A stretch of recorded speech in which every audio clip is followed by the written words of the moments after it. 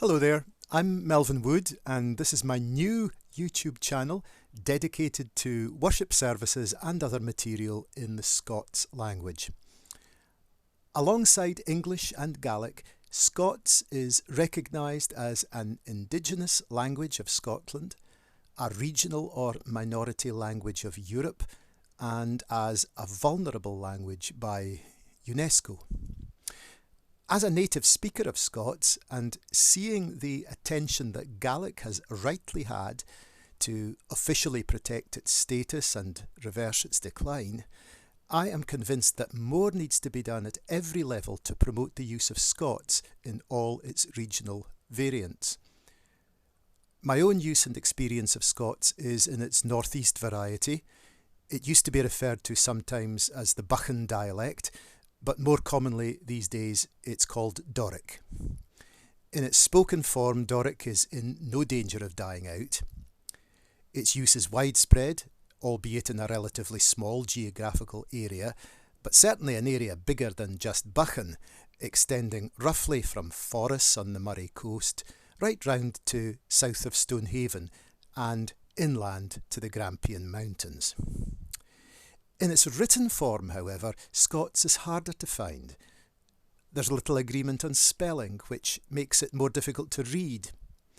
And some of what is considered to be the best Scots literature, such as that of the poet Hugh MacDiarmid and the New Testament translator William Lorimer, uses a kind of literary lowland Scots never actually spoken by anybody, and for that reason it makes it hard to be read by the average Scot. Scots has also suffered in the past by having a low social status. For many years it had no place in the schools, and also, I'm sorry to say, little or no place in the church.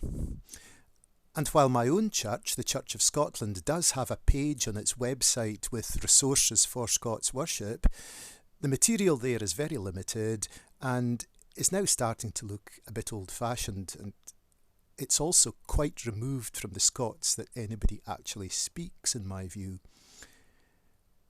Neither has there ever been a complete translation of the Bible in Scots. William Lorimer did the New Testament, but that's now more than 30 years ago. And as I've mentioned, many Scots speakers who are not academics themselves would actually find it quite hard going.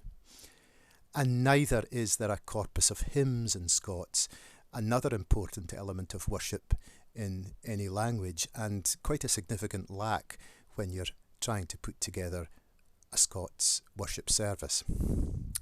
For all these reasons, I feel the matter needs to be taken in hand.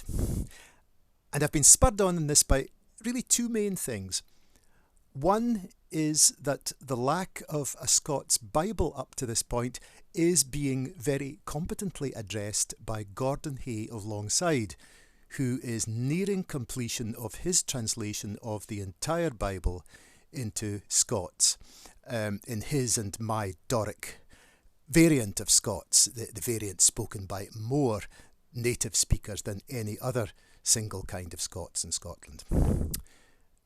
I have the privilege of special access to Gordon's final drafts because I've been helping and supporting him for these last few years now with proofreading and making other suggestions which I hope have been of some help to him.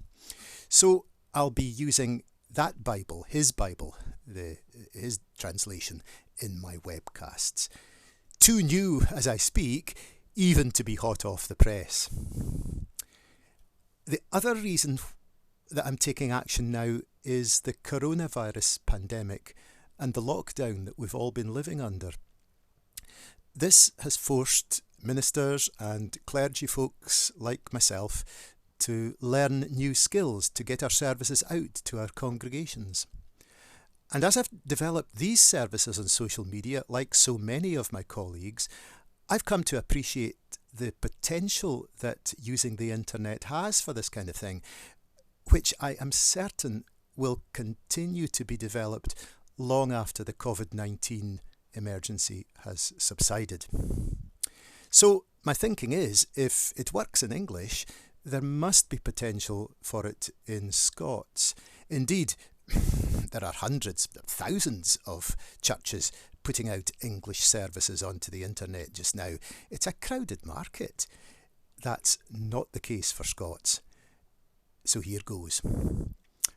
The first service on this channel will therefore be posted to go live on the 31st of May 2020.